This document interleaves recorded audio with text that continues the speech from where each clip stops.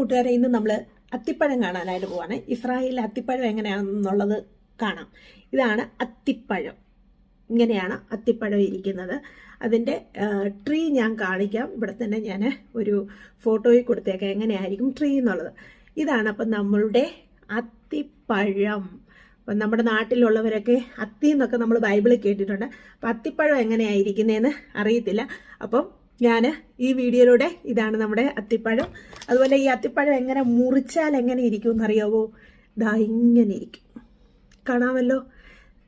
ചില അത്തിപ്പഴത്തിനാണെങ്കിൽ നല്ല റെഡ് കളറായിരിക്കും കേട്ടോ. ഇപ്പം ഇത് ഇങ്ങനെയാണ് ഇരിക്കുന്നത്. അപ്പോൾ നമുക്കിതൊന്ന് ടേസ്റ്റ് ചെയ്ത് നോക്കാം.